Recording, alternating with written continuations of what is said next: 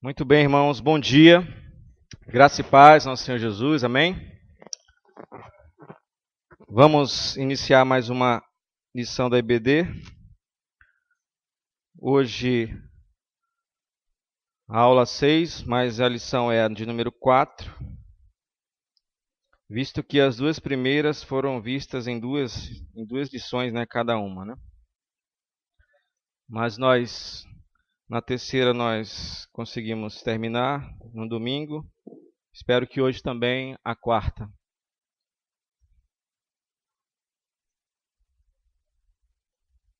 Vamos orar?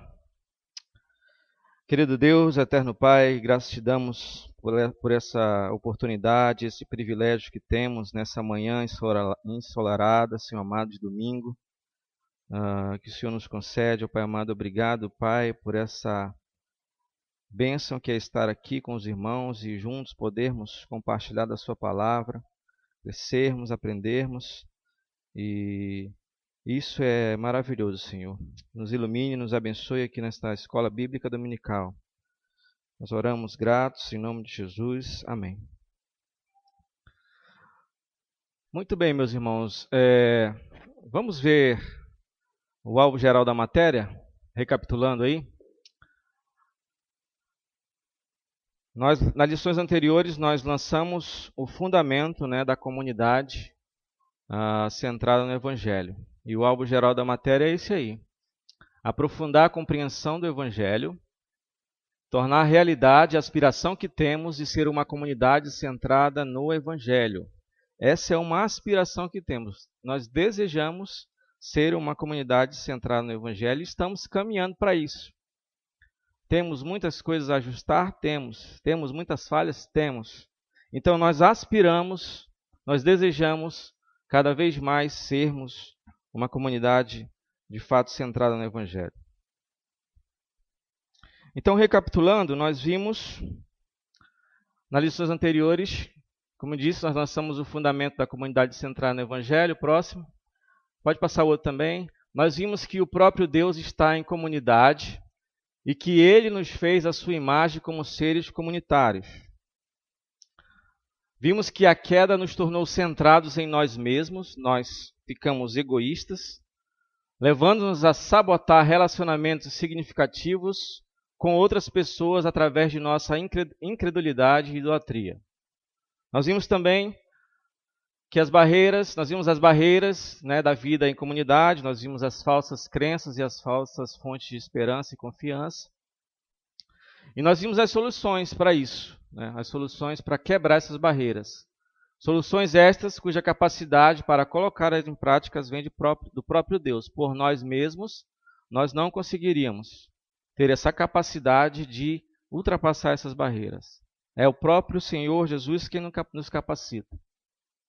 Nós vimos também que Jesus nos redime, restaura a nossa capacidade de viver em comunidade e nos chama para participar de sua nova comunidade, que é a igreja. Na lição de hoje, a lição de hoje vai falar sobre fé. A fé que atua pelo amor.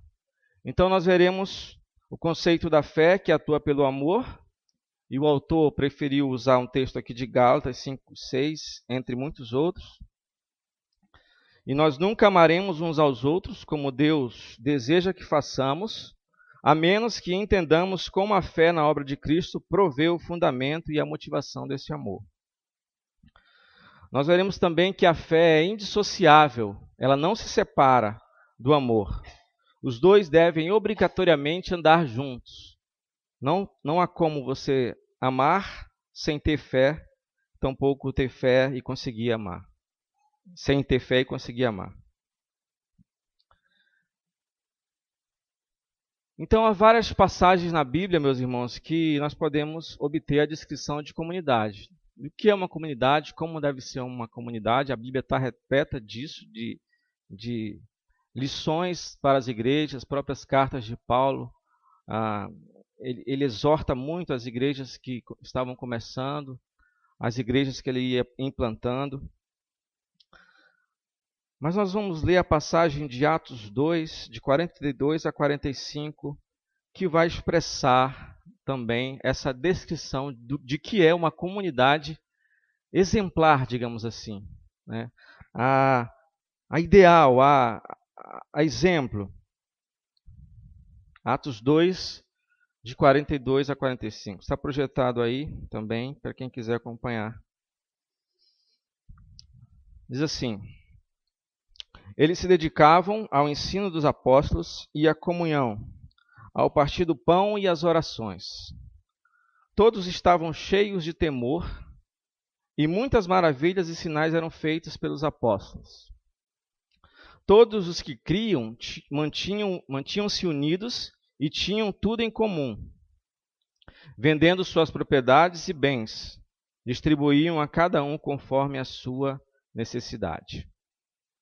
Então, esse texto retrata como deve ser, em alguns aspectos, não todo, ele não exaure aqui como deve ser, mas exemplifica bem uma comunidade centrada no Evangelho.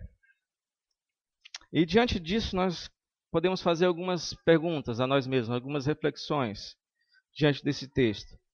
A primeira é: o que chama a sua atenção nessa comunidade?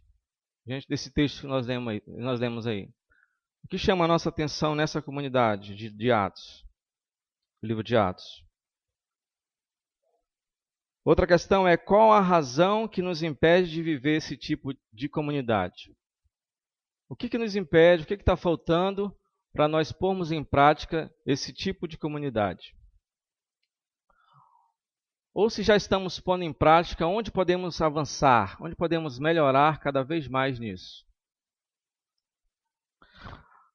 Outra questão é: se todo membro ou participante fosse como você ou eu, que tipo de igreja nós seríamos? Se cada membro aqui ou participante fosse como você ou eu, vou usar o termo você várias vezes aqui, tá, meus irmãos? Mas também está me referindo a mim também, tá? Você sou eu também. Então, se todo membro ou participante fosse como você, que tipo de igreja nós seríamos? Já parou para pensar nisso? Se fosse como você, como é que seria a sua igreja? Se fosse baseada somente em você. Então perceba que o tipo de igreja que nós somos está intimamente ligado ao tipo de crente que nós somos. A igreja reflete, o corpo reflete o que os membros são.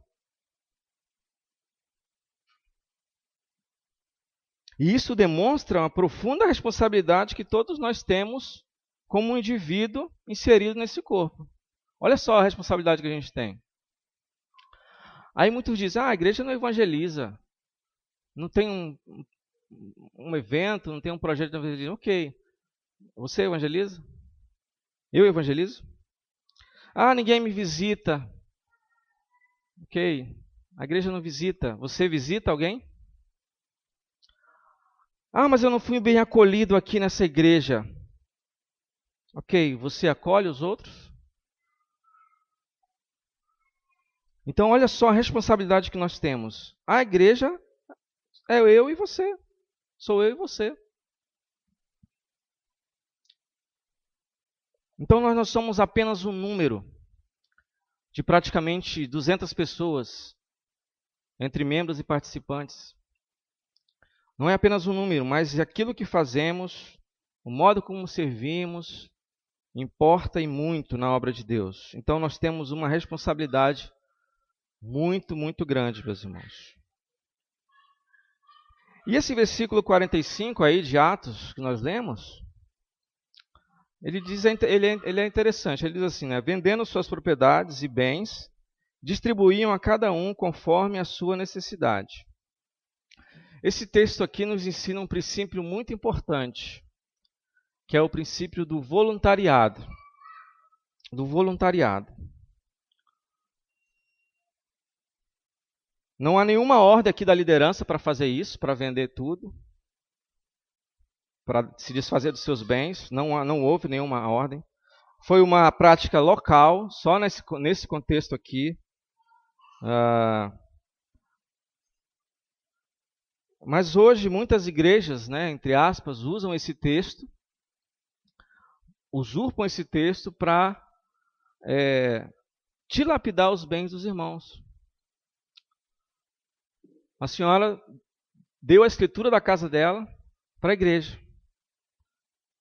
Ela ficou sem casa, foi morar com os filhos. Porque o pastor leu esse texto para ela aqui, olha, você tem que vender suas propriedades, seus bens e distribuir. E os filhos tiveram que entrar na justiça para poder reverter essa situação.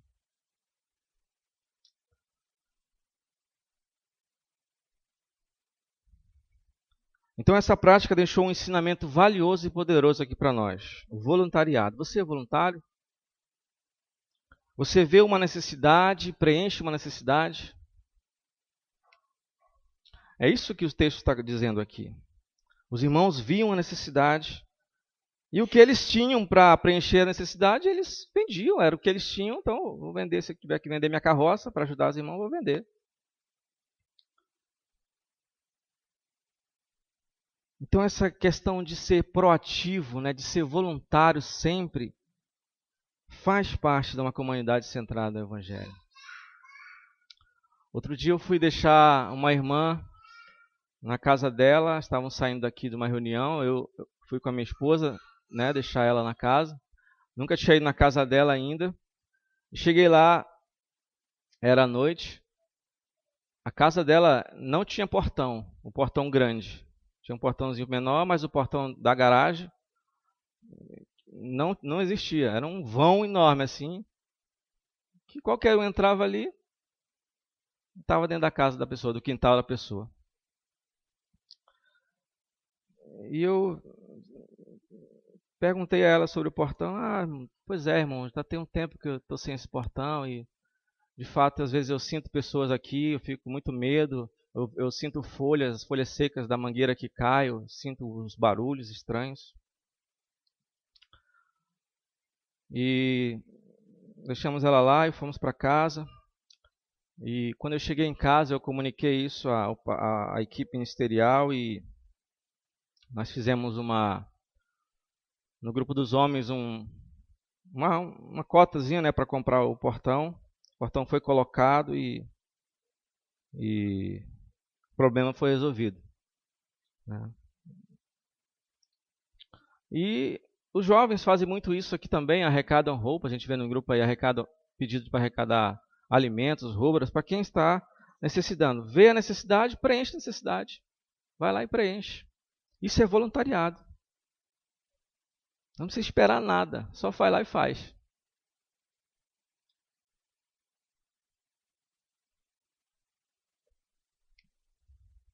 Então o artigo da lição de hoje trata desse tema, né? As coisas que nos impedem de ser esse tipo de comunidade. O que está nos impedindo de sermos esse tipo de comunidade? Se é que está nos impedindo, né?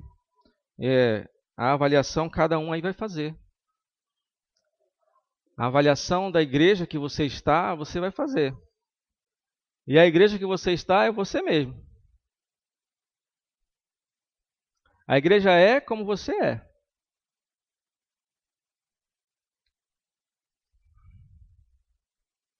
Então, o autor da revista nos traz esse texto aí, ó, de Gálatas 5:6. Porque em Cristo, nem circuncisão, nem incircuncisão tem efeito algum, mas sim a fé que atua pelo amor. Então, ao longo das próximas lições, nós vamos ver algumas características da comunidade bíblica, que as definem, né, como uma igreja saudável, uma igreja que se centrar no Evangelho. Uma delas é a humildade, a honestidade, o perdão, o voluntariado, a proatividade.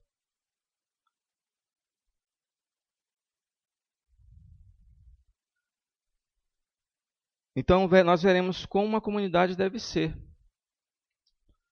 E a Bíblia é precisa nessa questão também de relacionamentos, né?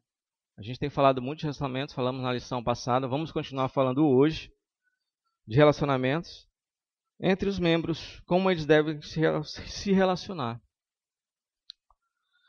E por falar em como a comunidade deve ser, eu queria abrir um parênteses aqui para falar das 9 marcas de uma igreja saudável, que nós estudamos também, mas sempre é bom rever. Ela é baseada nesse livro aqui, As 9 marcas da Igreja Saudável, do Mark Dever. Tá?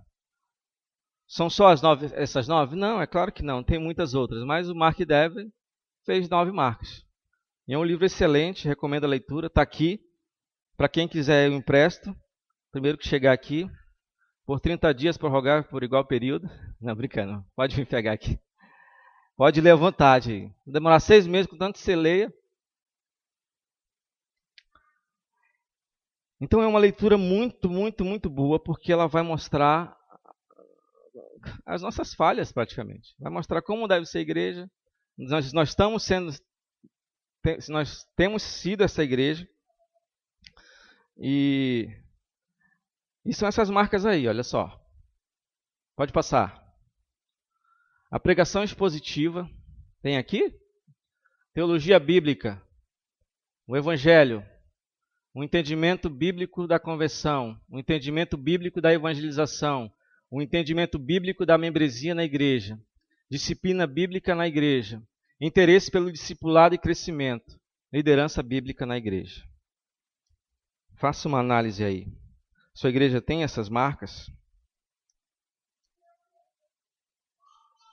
Vamos falar um pouco sobre essa marca aí, a disciplina bíblica na igreja. Vamos falar um pouquinho disso daí, rapidamente. O que é a disciplina eclesiástica, a disciplina da igreja, né? Muitos tendem a pensar nisso só de forma negativa. Disciplina como correção, como punição. E nós podemos até nos tornar defensivos em dizer o velho texto de Mateus 7:1, né? Não julgueis para que não sejais julgados.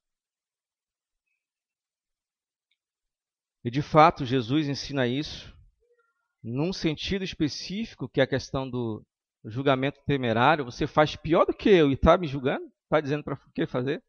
Né? Devemos ter cuidado com esse tipo de julgamento. Né? Com cisco no olho do irmão, enquanto no meu tem uma trave enorme. Esse é o julgamento temerário. Mas se observarmos nesse mesmo evangelho aqui, no mesmo livro de Mateus, o próprio Jesus nos chama a repreender os outros por causa dos seus pecados e a repreender até publicamente, se for necessário. Em público. Mesmo livro de Mateus. Vamos ver aí, Daniela. Mateus 18, 15 a 17. Mateus 18, 15 a 17. Preciso de mais um leitor aqui para ajudar. Se alguém puder ser voluntário. Pode sentar aqui perto da Daniela, por favor.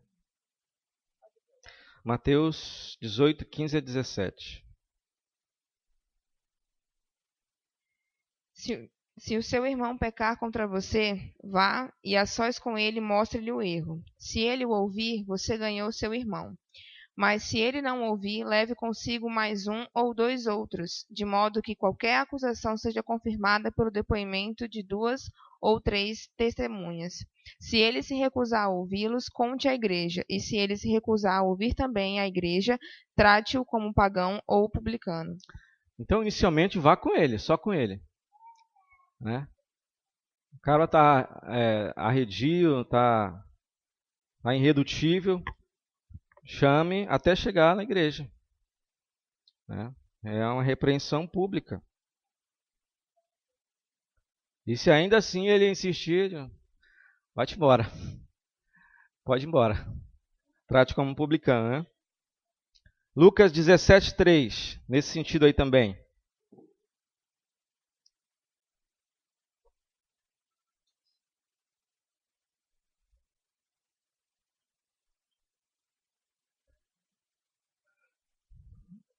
Tomem cuidado. Se o seu irmão pecar, repreenda-o, e se ele se arrepender, perdoe-lhe.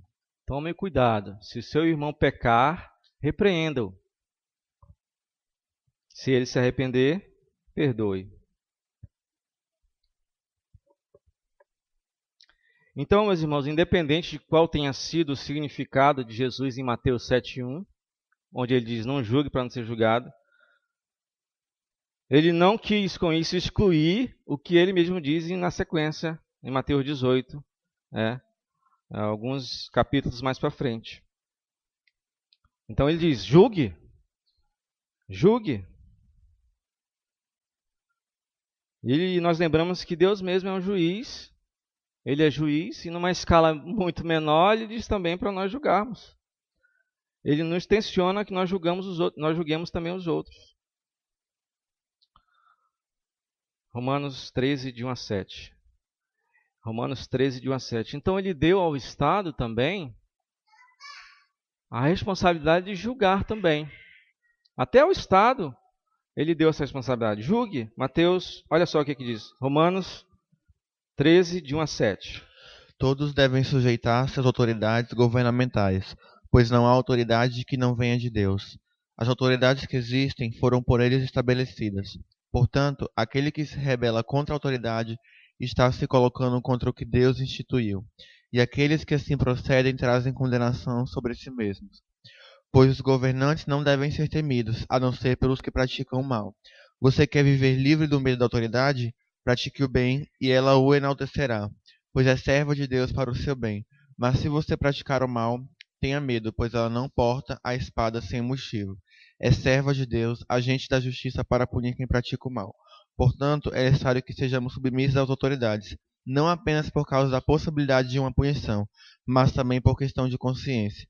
É por isso também que vocês pagam imposto, pois as autoridades estão a serviço de Deus, sempre dedicadas a esse trabalho. Deem a cada um o que lhe é devido. Se imposto, imposto. Se tributo, tributo. Então, se temor, temor. Obrigado. Então Deus deu ao Estado a responsabilidade de julgar também. E nós devemos nos submeter, porque o Estado vai nos julgar se nós sairmos da linha. Então Deus, Jesus, em suas palavras, diz para nós julgarmos os outros. Em um sentido diz para não julgar também. Ele diz para o Estado julgar a nós. E ele diz para nós julgarmos a nós mesmos. Vamos ver? Devemos julgar a nós mesmos. 1 Coríntios 11, 28. 1 Coríntios 11, 28. 2 Coríntios 13, 5.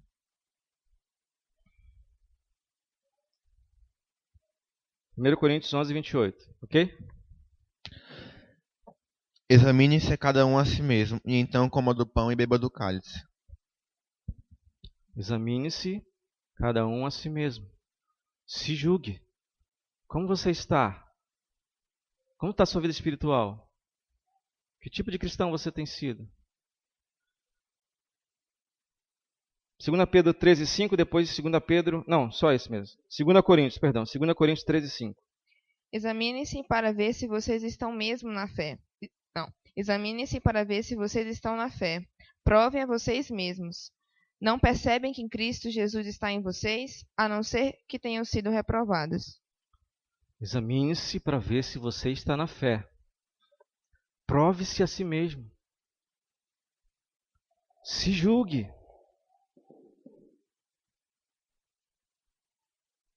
Então nós somos instruídos a julgar os outros na igreja, não de maneira final como Deus julga, longe disso, mas exortar nos pecados, né? E as palavras de Mateus 18 também, que nós devemos julgar a igreja, né, dentro de si mesma, a nós mesmos também. Então, se a gente pensar um pouco sobre isso, meus irmãos, nós vamos ver que não é nada surpreendente quando Jesus nos instrui a julgar. Não é algo que nós devemos nos espantar com isso. Porque se nós não podemos dizer a um cristão como ele não deve ser, nós também não podemos dizer como ele deve ser. Ou como ele deve viver. Se nós não podemos dizer ao irmão como ele não deve viver, nós também não podemos dizer como ele deve viver. Entende? Então, preciso julgar.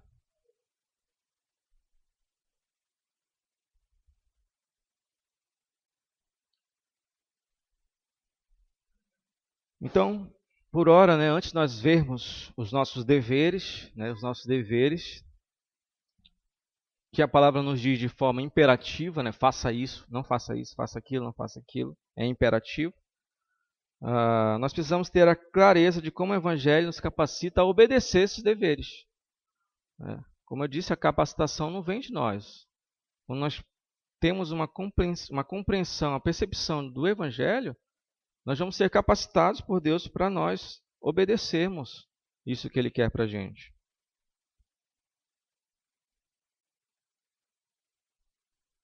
Caso contrário, os ideais de Deus para a comunidade vão nos oprimir, deixando-nos desesperados e frustrados.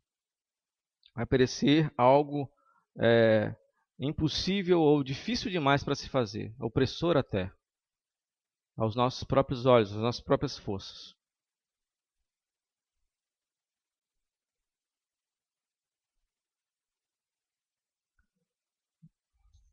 Deixa eu só ver onde nós estamos aqui na lição.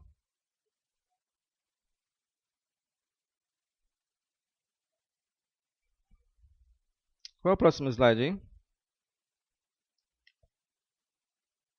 Ele reflita sobre essas exortações, né? Ele dá esses 5 textos aí. 4, né? 5. Eu coloquei mais um, eu acho que.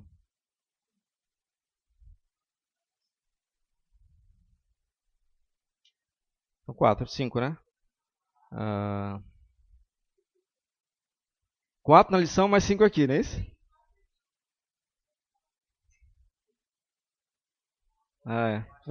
Verdade. Eu estava vendo 5 pontinhos ali, acredita?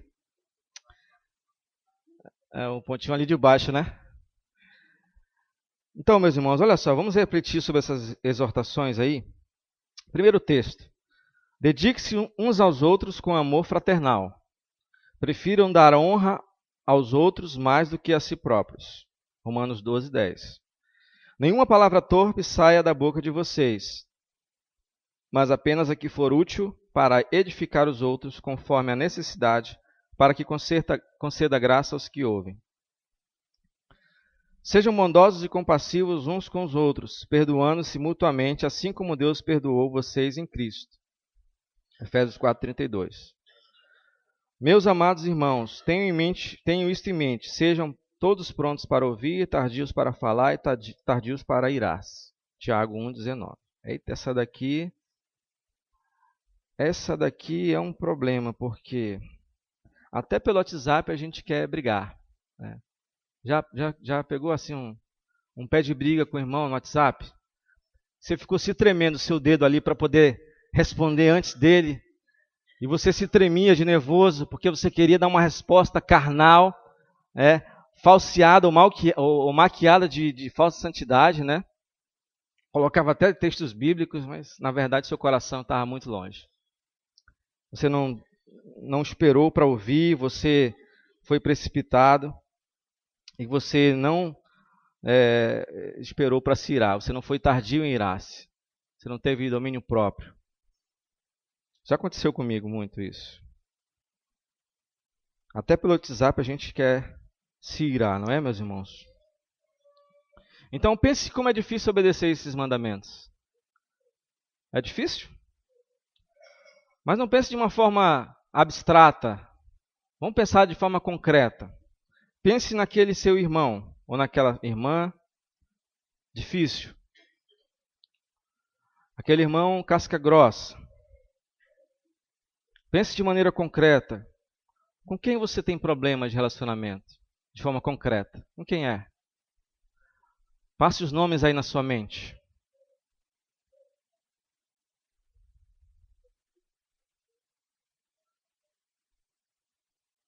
Então, quando nós somos confrontados com esses textos, né, da palavra, quando a palavra nos confronta, nos moe, né, nos despedaça, nós tendemos a dar as seguintes respostas. Olha só. Nossas possíveis respostas quando somos confrontados. A primeira dela é a resolução. O pastor fala muito aqui de resolução prática, né? Mas não é essa resolução aqui que a lição está trazendo, não. Essa resolução aqui é uma resolução negativa, digamos assim.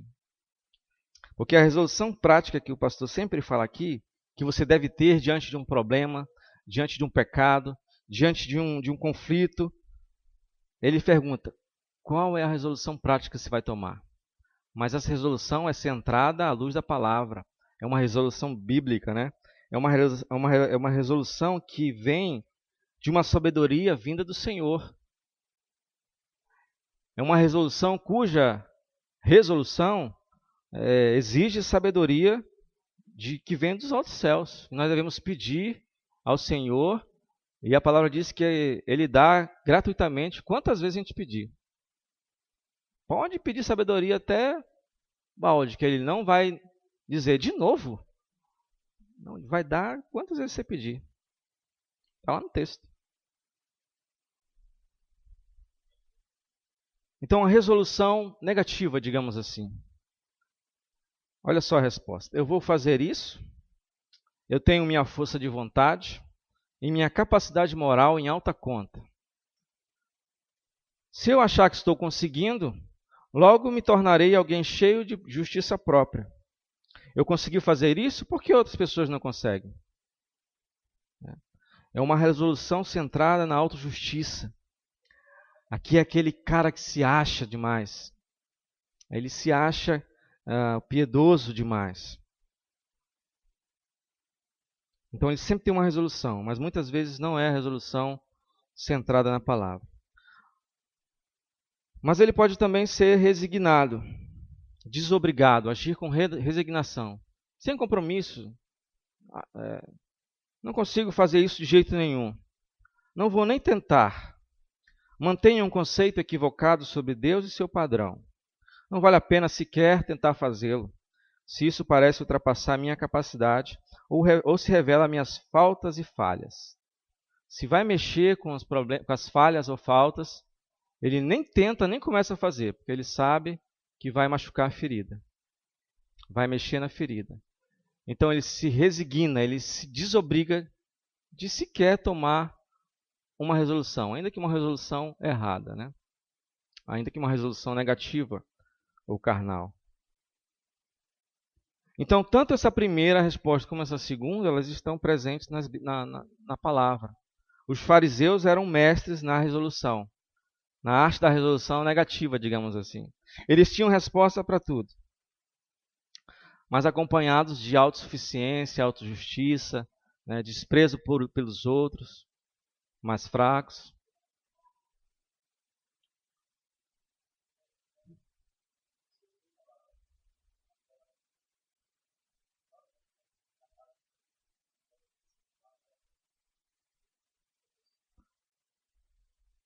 Eu não entendi a sua pergunta.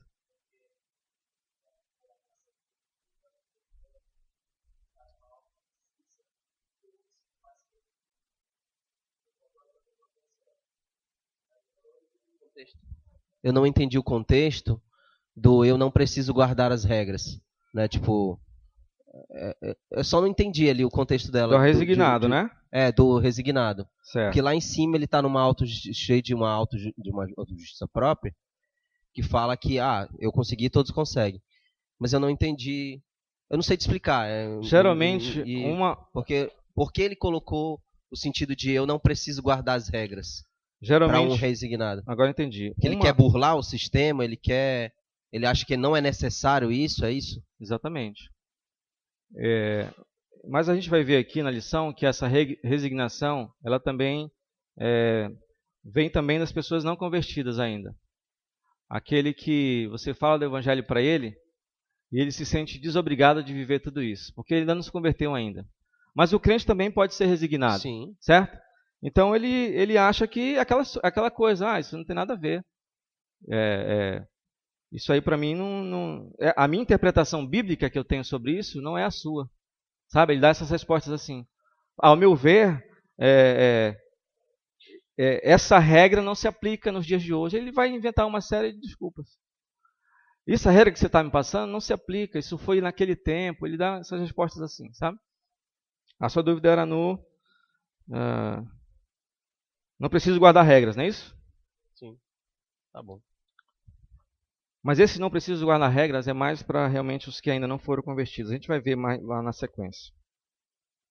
Mas muitos de nós também são resignados, né? Se sentem desobrigados, até porque, como eu falei, se vai mexer numa área sensível, né, de falha ou de falta, né, prefere passar ao longe, prefere não correr o risco de acontecer alguma coisa, de ser confrontado. Então isso desobriga, né?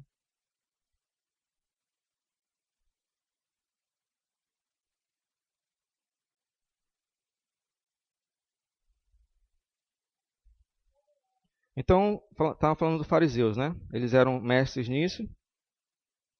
E Jesus zomba da forma como o fariseu ora. Ele diz assim: ó Deus, graças te dou, porque não sou como os outros homens. Jejuo 2 vezes por semana, dou o dízimo de tudo que ganho. Lucas 18, 11 a 13. Olha só o que é que Jesus fala de uma resposta, de uma resolução negativa. De alguém que disse que ia fazer, mas agiu com autojustiça. O fariseu empeorava no íntimo: Deus, eu te agradeço porque não sou como os outros homens, ladrões, corruptos, adúlteros, nem mesmo como este publicano. Jejuo 2 vezes por semana e dou o dízimo de tudo quanto ganho. Mas o publicano ficou à distância. Ele nem ousava olhar para o céu, mas batendo no peito dizia: Deus, tem misericórdia de mim que sou pecador.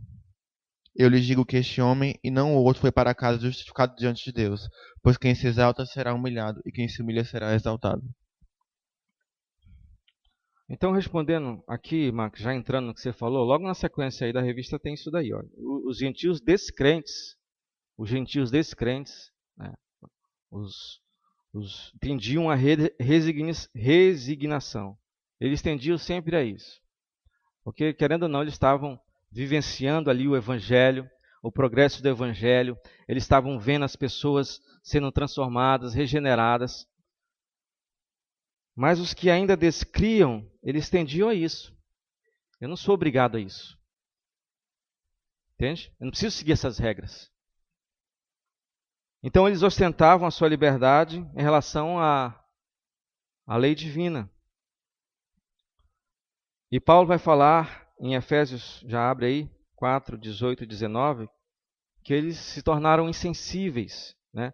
Entregando-se à devassidão para cometer com avidez todo tipo de impureza. Aqui ainda não houve conversão ainda desses gentios. Vamos ver Efésios 4, 18 e 19.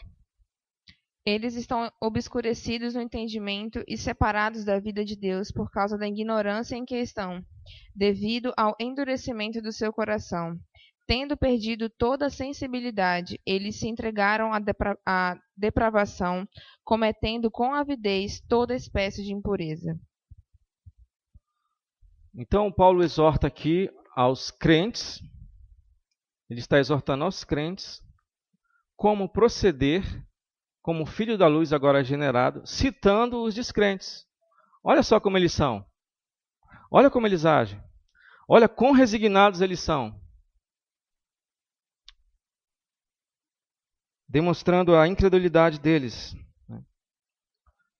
Claro que muitos ali também se converteram depois disso, né? A gente sabe do poder do Evangelho. Mas vamos continuar nesse texto aqui e ver como Paulo fala como deve ser o procedimento dos filhos da luz. Abra aí então Efésios 4. Nós já lemos o 18 e o 19, certo? Agora nós vamos ler até o 32, Daniel. Acompanhe essa leitura aí, por favor. Todavia, não foi isso que vocês aprenderam de Cristo. De fato, vocês ouviram falar dele e nele foram ensinados de acordo com a verdade que está em Jesus. Quanto à antiga maneira de viver, vocês foram ensinados a despir-se do velho homem, que se corrompe por desejos enganosos, a serem renovados no modo de pensar e a revestir-se do novo homem, criado para ser semelhante a Deus em justiça e em santidades provenientes da verdade. Portanto, cada um de vocês deve abandonar a mentira e falar a verdade a seu próximo, pois todos somos membros de um mesmo corpo. Quando vocês ficarem irados, não pequem, apaziguem a sua ira antes que o sol se ponha, E não deem lugar ao diabo. O que furtava, não furte mais. Antes trabalhe, fazendo algo de útil com as mãos, para que tenha o que repartir com quem estiver em necessidade.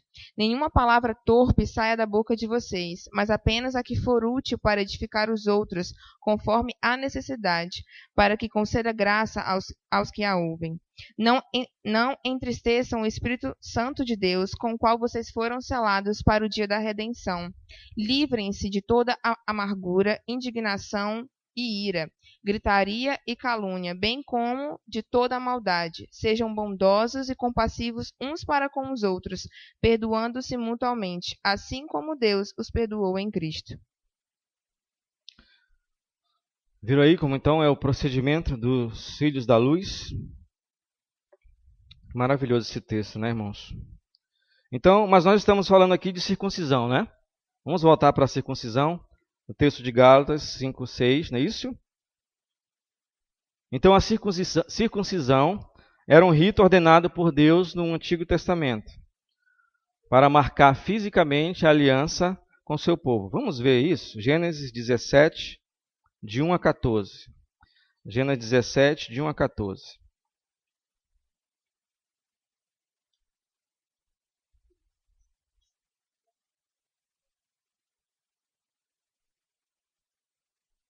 Quando Abrão estava com 99 anos de idade, o Senhor lhe apareceu e disse: Eu sou o Deus Todo-Poderoso. Ande segundo a minha vontade e seja íntegro. Estabelecerei a minha aliança entre mim e você e multiplicarei muitíssimo a sua descendência.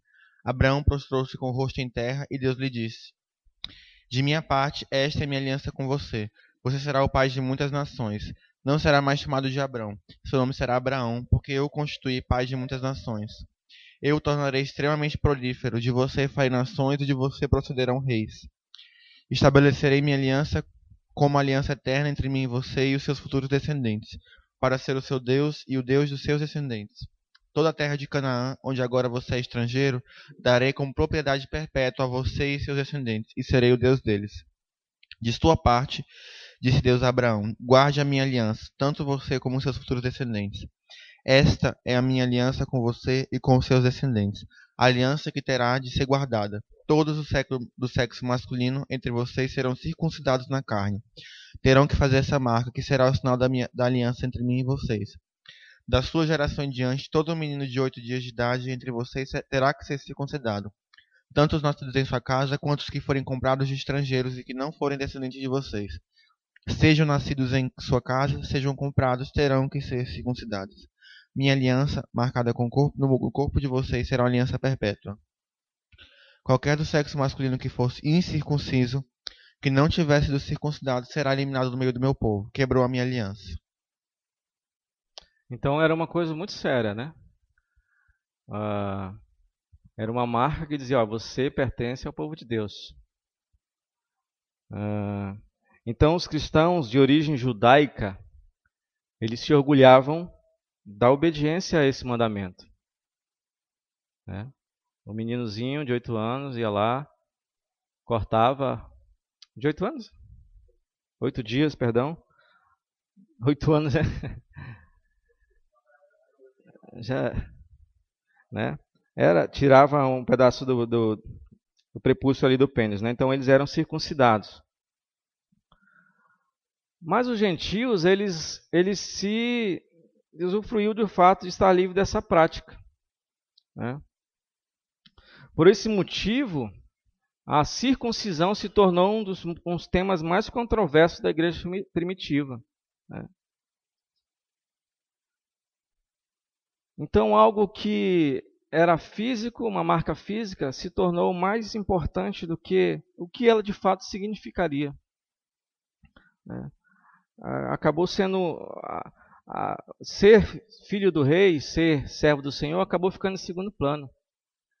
É como se a circuncisão fosse mais importante do que isso. Se você não fosse circuncidado, mesmo sendo gentil, convertido depois, você não é judeu, mas eles achavam que também tinham que se circuncidar. Mas antes de seguirmos, algo semelhante também acontece. Só que agora com datas, com o que comer, com o que deixar de comer. entre judeus e gentios, só que agora são gentios convertidos. Né? Nesse contexto aqui, são os gentios ainda não convertidos. Né? São os gentios ainda não convertidos. Mas aqui, os gentios convertidos, Max, ainda se sentiam resignados. Eles achavam que não precisavam seguir essas regras, as regras da lei mosaica. Porque eles entendiam corretamente, né, que agora eles faziam parte de uma nova aliança, né, e eles não precisavam mais seguir esses rituais, esses ritos da lei mosaica. Olha o que acontecia lá em Romanos, né, em Roma, com os judeus. Né, no século I havia muitos judeus ali vivendo em Roma. E olha o que acontecia ali, vamos ver só. Já prepara aí Romanos 14 e 15. Então, muitos judeus, depois de conhecer o Evangelho, eles mantinham esses costumes e práticas. Eles foram ensinados desde criança, eles tinham muita dificuldade de abandonar essas práticas. Então, tinham as restrições alimentares, né, expostas lá no livro de Levítico. Eles não comiam porco, eles não comiam coelho. E se eles fossem comer animais permitidos, eles tinham que degolar, derrubar, deixar o sangue escorrer no chão. Tinha uma série de rituais a seguir, porque foram assim que foram ensinados, né? Foram ensinados desde criança. Estavam debaixo dessa lei. E não somente isso. A lei de Moisés também falava dos dias consagrados, né? Muitos ainda celebravam as festas judaicas, eles continuavam celebrando a Páscoa, eles guardavam o sábado. Eles tinham dificuldades, a consciência cristã dele, a maturidade no Evangelho ainda não estava firmada. Ainda não estava afinada. Então, eles tinham dificuldade de largar isso. Então, eles guardavam o sábado, como eu disse, o dia de Pentecostes, e eles continuavam a seguir aquela dieta imposta por Moisés. Eles aprenderam que a maneira de honrar e agradar a Deus era daquela forma. Então, para eles largar isso era um problema. E isso dificultava a comunhão entre os irmãos convertidos, que não eram judeus, ou seja, os gentios. Os gentios é todo mundo que não é judeu. E os outros judeus que também tinham se convertido, alguns deles largaram essas práticas. Aí que tinha problema com eles mesmos, porque eles eram judeus também. Mas eles entenderam que, após a conversão em Cristo, que não precisavam mais seguir esses costumes. Então, Paulo ele se dirige a dois grupos de pessoas, chamando uns de fracos e outros de fortes. Foi daqui que surgiu aquela expressão, só os fortes. Não, brincadeira. Então, dizia, só aqui os fracos e aqui são os fortes. Romanos 14, 1. Aceitem o que é fraco na fé, sem discutir assuntos controvertidos. Aceite o que é fraco na fé, sem discutir. Olha, não vamos... Negócio de comer porco, comer coelho, não discutir isso não. Deixa esses fracos aí continuar, eles vão aprender. Eles vão aprender. A consciência deles ainda não está completamente formada. Então aceitem, suportem esses que são fracos. Aí o Paulo que é forte, ele se acha forte, ele diz lá em Romanos 15, 1. Nós que somos fortes devemos suportar as fraquezas dos fracos e não agradar a nós mesmos. Entendeu? Nós que somos fortes devemos suportar a fraqueza dos fracos e não querer enfiar a goela abaixo o que nós já entendemos. Nós já entendemos, nós devemos falar, mas nós não precisamos nos achar por isso e querer desprezá-los por causa disso. Então isso não deve ser motivo de conflito, eu estava falando aqui. Então os fracos, por causa da sua consciência fraca, né, não entenderam, às vezes, eles tinham até medo de comer alguma carne comprada lá no açougue. Porque eles podiam achar que aquela carne pudesse ser sacrificada a ídolos. Então, para não arriscar, eles nem preferiam comer, eles comiam legumes, verduras. E ficavam julgando os irmãos fortes que não tinham essa restrição. Acho que eles estavam doidos para comer, né, Max? Vai ficar... Eles ficavam julgando, dizendo que esses irmãos aí são liberais. Eles são liberais demais.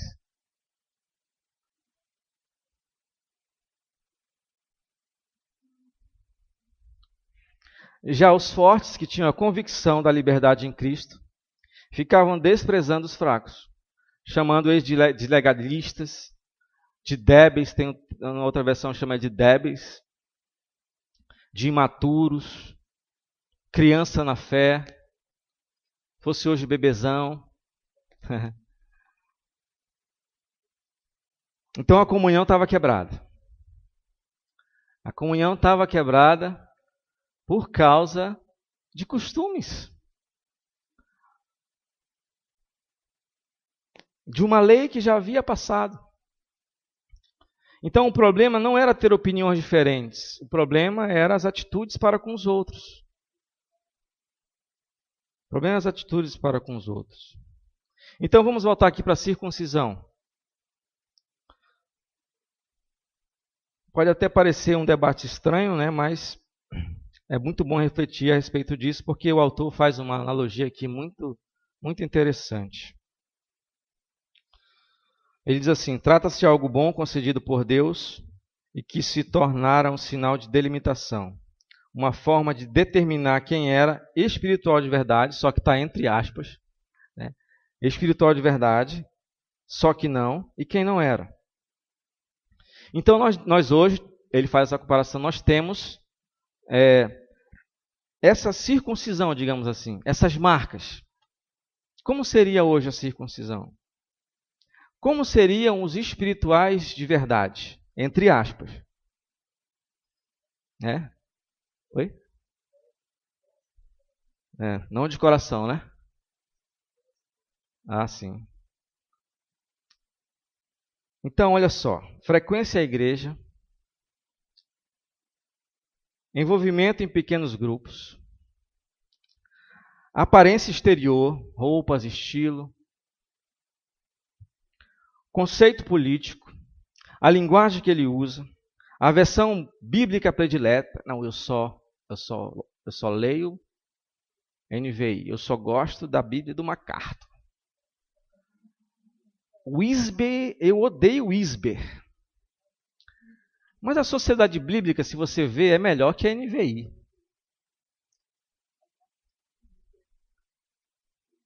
Então esse estereótipo, essa circuncisão maquiada, revela só que não uma espiritualidade de verdade. E os céticos, por sua vez, né, aqueles que se sentiam desobrigados de tudo isso, eles se sentiam desobrigados a seguir essas coisas. Então Jesus aqui, de fato, não está sendo a referência para a identificação. Esse é o problema, como eu disse. A circuncisão tomou o lugar de Cristo. Esses pormenores se tornaram primeiro plano. Onde, meus irmãos, que uma roupa vai delimitar se eu sou espiritual de verdade ou não?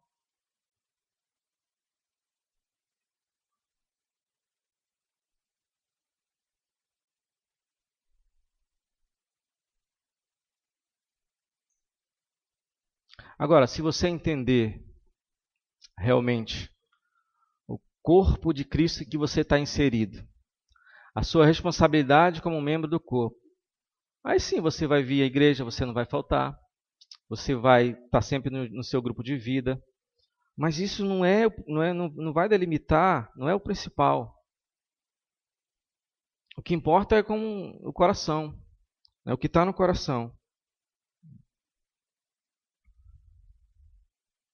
Então o livro de Gálatas foi escrito para uma igreja saturada, cheia de conflitos sobre o tema da circuncisão. Ficaram se degladiando por conta disso. E Paulo tenta por 4 capítulos, por 4 capítulos, explicar com paciência, mas chega uma hora que ele fala, olha só, aí que ele vai dizer. Porque em Cristo Jesus nem a circuncisão nem a incircuncisão valem coisa alguma, mas sim a fé que atua pelo amor. E agora a gente entra no cerne da nossa lição. A fé que atua pelo amor. A fé que atua pelo amor. Em Cristo Jesus. Esse é o Evangelho, é Ele que nos une. Por Ele que nós somos identificados. Não é porque eu venho à igreja, não é porque eu fecho meu olho na hora do louvor, porque eu levanto meu braço.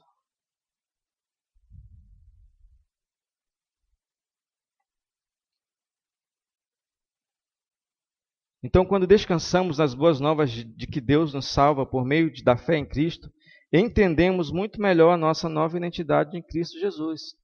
Era isso que eles não estavam entendendo ainda, os judeus convertidos ao cristianismo. Então, a circuncisão ou a incircuncisão não contam mais.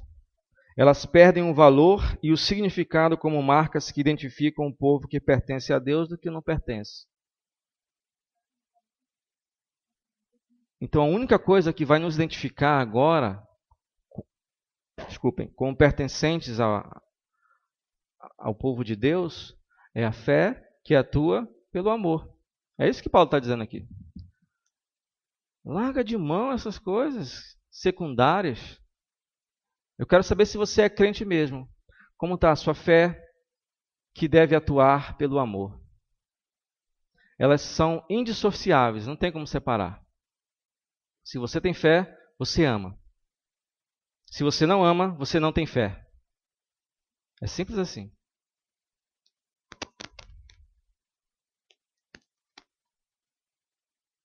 Então atente para a frase, a fé que atua pelo amor. Ela não está sozinha, a fé não está sozinha aqui. Não se trata de uma resolução, ou vou me esforçar muito para amar, nem de uma resignação de retroceder na fé para me desculpar pela minha falta de amor. Isso é importante. Não é uma resolução, vou me esforçar muito para amar esse irmão, e nem uma resignação, retroceder na fé para me desculpar por minha falta de amor. Eu tenho uma desculpa para essa falta de amor. A minha fé está baixa. Isso é resignação. Então, uma coisa está ligada à outra. Então, vamos ver alguns princípios a respeito da fé que atua pelo amor. Olha só, onde não há fé, não pode haver amor de verdade. A fé é a energia que nos capacita ao amor. Observe que ele diz que onde não há fé, não pode haver amor de verdade. Eu gosto desse autor porque ele deixa claro. Podia haver um amor falsificado, né, pastor Marcelo? Um amor de aparência. Então ele diz, onde não há fé, não pode haver amor de verdade. Em seguida, onde não há amor, não há fé de verdade. Onde não há amor, não há fé de verdade. A ausência da fé pode ser discernida com mais clareza pela ausência de amor.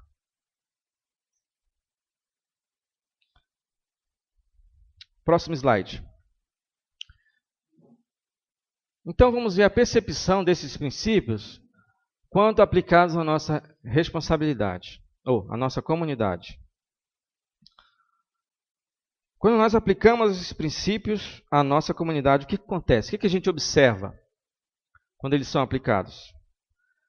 Não raro, ou seja, acontece com frequência, nós descobrimos nossa falta de fé quando examinamos os detalhes de uma situação particular na qual falhamos em amar.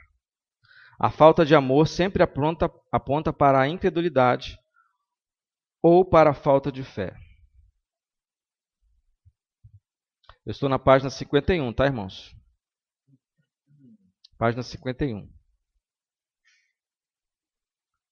Então a fé, ela é um termômetro. Ela vai nos mostrar qual é o nível. Aliás, a falta de amor é um termômetro para mostrar qual é o nível que está a nossa fé. Em que nível está a nossa fé. Então, se o seu amor não está lá em cima, a sua fé deve estar com problemas também. O próximo percepção aí. Só conseguimos confessar a nossa falta de amor quando nos apropriamos da verdade do Evangelho em nossa vida. Ou seja, quando descansamos pela fé na justiça de Cristo e no amor de Deus por nós. Agora olha só na página 51. Olha só que parágrafo importante, interessante. Vamos ler aí? Na página 51, esse parágrafo aí logo depois dos princípios. Olha só. O importante é a fé que atua pelo amor. E assim que o Evangelho nos capacita a obedecer de fato, é assim que o Evangelho nos capacita a obedecer de fato os mandamentos divinos para a comunidade cristã. Quando não conseguimos alcançar os padrões de Deus para a vida em comunidade, por exemplo, quando julgamos os outros, quando nos isolamos, quando evitamos pessoas difíceis, percebemos nossa falta de amor e somos forçados a confrontar nossa falta de fé, incredulidade nas boas notícias do Evangelho. Então, como eu disse, o amor é um termômetro. Quando nós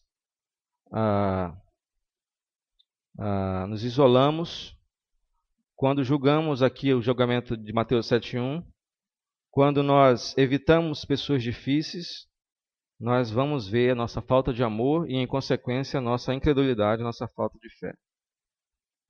Então, o nosso problema em amar, meus irmãos, na verdade, é um problema de falta de fé, ou de fé pouca, baixa, né?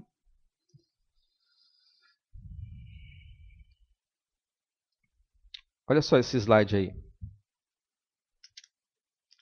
Nossa falta de amor sempre revela a falta de fé. Ele diz sempre, ó, só que interessante, ele fala sempre. Uma desconexão com o Evangelho. Assim, o meio para construir uma comunidade mais profunda em amor é alegrar-se mais plenamente no Evangelho, fé. À medida que meditamos em tudo o que recebemos em Jesus e convidamos o Espírito Santo a trabalhar detalhadamente no íntimo do nosso coração e da nossa vida, seremos capazes de admitir nossa falta de amor, de receber graça de Deus e de nos aproximar do próximo como Deus se aproximou de nós. Então, meus queridos, talvez seja muito difícil a gente reconhecer nossa falta de amor. Nós podemos querer dar algumas desculpas para justificar algumas atitudes nossas. E é necessário a gente se desprender de tudo isso, né, e dar lugar ao poder regenerador do Evangelho, ao consolo do Espírito Santo, que trabalha em nossas vidas e nos mostra onde nós temos amado pouco, onde a nossa fé tem falhado. Agora, para a gente acordar, os irmãos aí estão dormindo, vamos fazer um exercício aí da página 52. Olha só que interessante. São 4 questões que nós vamos esmiuçar aí. Pode passar. A primeira, olha só. Encontra-se a seguir algumas formas específicas pelas quais a Bíblia ordena que amemos uns aos outros. Escolha, aqui representa o maior desafio para você. Vai escolhendo aí. Olha só. Não saia da vossa boca nenhuma palavra torpe que cause destruição, mas só a que deseja ser boa, mas só a que seja boa para a necessária edificação. Todo homem deve estar pronto a ouvir, ser tardio para falar e tardio para se irar. Já acendeu a luz amarela. Aqui.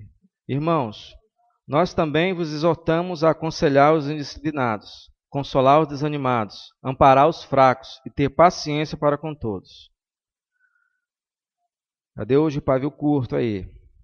Portanto, acolhei-vos uns aos outros, como também Cristo nos acolheu para a glória de Deus. Irmãos, rogo-vos em nome de nosso Senhor Jesus Cristo que entreis em acordo quando discutirdes, e não haja divisão entre vós. Entreis em acordo quando discutirdes. A segunda questão. Ao procurar obedecer esse mandamento, você tende à resolução, vou fazer isso acontecer, ou à resignação, tenho muita dificuldade nessa área, acho que vou desistir. Qual é a resposta para esse confronto aqui? A terceira. Como se manifesta nessa área a fé que atua pelo amor? Como sua falha nessa área, sua falta de amor, revela a falta de fé? Em que ponto específico de seu coração está a incredulidade? Em quais boas novas a respeito de Deus e de sua graça você crê, você não crê de fato? E finalizando, de que maneira uma confiança mais profunda e a alegria no amor de Deus, na justiça de Cristo, na presença do Espírito Santo, podem contribuir para a maior obediência a esse mandamento? Nós vamos responder isso aqui juntos, tá, irmãos? Nós vamos dividir em grupos aí. Você vai abrir seu coração, você vai identificar as áreas que você tem dificuldade, você vai compartilhar com seu irmão, você vai tentar responder essas perguntas aqui, e ele vai fazer isso também. Nós vamos separar um tempinho para isso. Mas antes, talvez você tenha dificuldade de responder essas perguntas. E o autor traz aí alguns exemplos. Ele fala do Davi e da Joana. Ele dá alguns exemplos de respostas. Eu peguei uma das respostas de Davi aqui, que está na página 55, no item 3 aí. Pode passar. Pode passar. Aí. Olha só, o Davi, meus irmãos, ele é um camarada. Não é o Davi. Cadê o Davi? Já foi, né? Não é o Davi daqui, tá? A lição diz que é o Davi. Ele é um camarada que tem problema de compromisso. Ele tem um problema de compromisso. Compromisso com os seus irmãos, com o corpo de Cristo, com o serviço. Então, vem a pergunta para ele. Como se manifesta nessa área a fé que atua pelo amor? Como sua falha nessa área, sua falta de amor, revela a falta de fé? Em que ponto específico do seu coração está a incredulidade? Em quais boas novas a respeito de Deus e de sua graça você não crê de fato? Olha o que ele responde. Olha a resolução que ele dá. Bom, eu nunca considerei a ausência de vontade de me comprometer com falta de amor. Está vendo? Ele não acha que é falta de amor. Presumi apenas que todos nós precisamos fazer algumas concessões uns aos outros. Acho que posso admitir que minha falta de compromisso com todos vocês é, na verdade, desamor, por ser egoísta da minha parte. Ele até reconhece. Eu realmente quero fazer apenas o que é mais fácil para mim, sem pensar em mais ninguém. Então, acho que isso não é muito amoroso. Ele tenta dar uma justificada ali no começo, né, não considera falta de amor, mas depois ele dá uma reconhecida. Ele se acha egoísta, ele se acha que ele não tem compromisso, ele acha que pode ser comprometido só com alguns e com outros não. E dito isto, meus irmãos, nós precisamos entender a relação entre compromisso, em estar comprometido e estar envolvido. São coisas completamente distintas. Parecem iguais, parecem sinônimos, mas nós vamos perceber que estar comprometido com o corpo, com o serviço, com a sua igreja, é diferente de estar envolvido. E eu trouxe uma tirinha aqui para ilustrar isso. Olha só. Vai. Olha só. Tem o porco e a galinha. Ei, porco, acho que deveríamos abrir um restaurante. A galinha fala, né? Aí o porco diz, não sei não, qual seria o nome? Aí está ali o nome, ó. Pernil com ovos. Pernil com ovos. Aí a galinha fala, que tal o pernil com ovos, né? Ela pensou, na verdade, né? Aí o porco respondeu, não, obrigado. Eu estaria comprometido, enquanto você estaria apenas envolvido. Ou seja, o porco teria que se sacrificar, dar a sua vida Seria muito exigido, porque afinal de contas é pernil com ovos. A galinha estaria envolvida, ela só teria que botar ovos. Ela só teria que botar ovos. Para ela é mais fácil. Ela se envolveu um pouquinho. Então o porco diz, não, você está comprometido. Você estaria comprometido e eu envolvi. Então eu estou fora. Eu não vou abrir esse restaurante.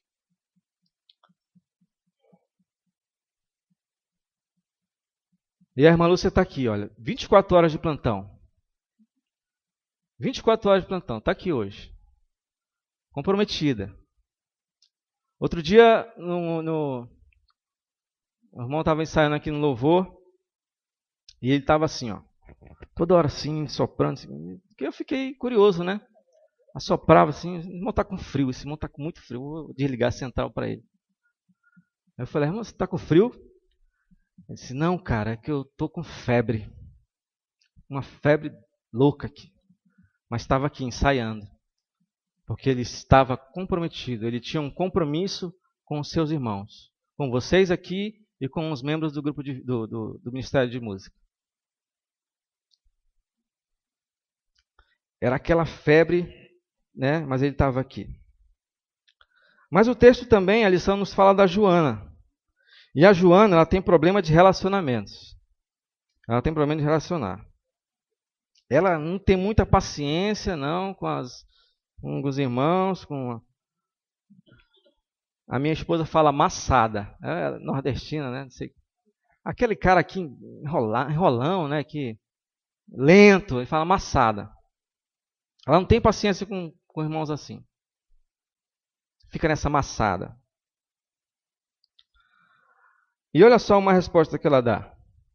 Ela está na Joana aí? Já, né? E ela escolheu esse versículo aqui, ó, que você vai escolher aí quando for a sua vez. A dificuldade dela é essa aqui, ó. Irmãos, nós também vos exortamos a aconselhar os indisciplinados, consolar os desanimados, amparar os fracos e ter paciência com os outros.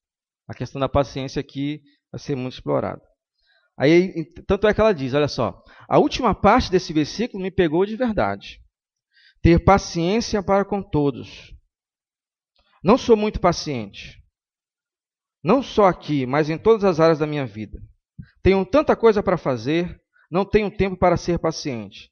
Preciso que as pessoas estejam sempre prontas e focadas, ou meu mundo inteiro desmorona. Então, quando alguém no grupo se atrasa, ou esquece de que era a sua vez de trazer o lanche, eu penso, o que tem de errado com você? Minha vida é mais difícil que a sua, mas estou aqui pronta. Você precisa levar as coisas mais a sério. Quem nunca pensou disso quando o irmão esqueceu o lanche? Você veio do trabalho, trabalhou o dia todo, estava com uma fome danada, foi para o grupo de vida, achou que ia ter aquele lanche gostoso.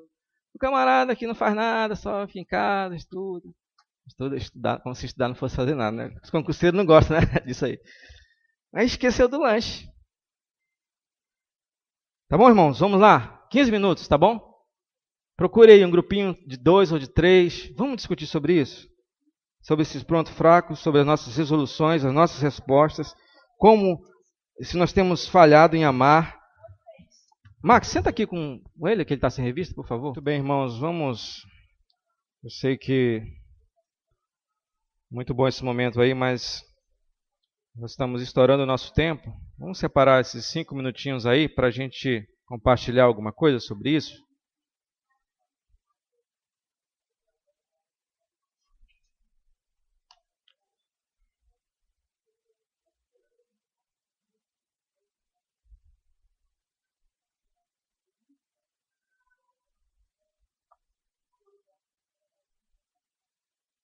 Ou dificuldade em perceber aí as falhas, as faltas. Houve, de certa forma, dureza em reconhecer. Foi dado desculpas, alguma desculpa para reconhecer a falha, mas depois reconheceu o erro. Alguém quer compartilhar sobre o que nós vimos aqui? Os microfones estão aí. Pastor Marcelo. Foi assim, não foi não? Levantou a mão? Ah, sim, sei que... Bom, eu fiquei com essa primeira parte, né, o primeiro versículo aí, Efésios 4:29. Não sai da vossa boca nenhuma palavra que cause destruição, mas só que seja boa para a necessária edificação. A nossa dificuldade aqui é porque, olhando a questão da comunidade, a questão de igreja, outras pessoas, como eu estava colocando aqui, a gente consegue fazer tudo isso daí. O problema é em casa. Aí é que está. Então, por exemplo, às vezes tem uma situação que eu estou querendo ensinar, que eu estou querendo doutrinar a mesma coisa, seja o filho, a esposa, seja quem for, e dentro de casa. E conforme a gente vai trabalhando isso, a gente percebe que a pessoa não quer. A minha primeira palavra que vem na mente é: então morra. Entendeu? Então, se você não quer atender, se você não quer isso, então morra. Né? Então, essa é a situação. Então, por isso que eu estou colocando. Dentro de casa, a gente, como sempre é falado, a gente geralmente magoa, machuca aqueles a quem a gente mais ama. Em relação à igreja, em relação a essa vida de comunidade, se torna uma coisa diferente, que a gente se torna até mais paciente, né? De conseguir praticar todas essas coisas aí, conforme o Senhor tem nos ensinado. É muito fácil fazer isso para com as pessoas de fora, completar tudo isso aí, pelo menos para mim, do que com as pessoas de dentro de casa. Essa seria a dificuldade. Isso é muito verdade, pastor. Eu só não mando morrer, não, mas é mais ou menos esse negócio, nesse rumo aí. Em casa parece que a gente, né, perde logo a paciência. Isso é muito verdade. Obrigado. Mais alguém?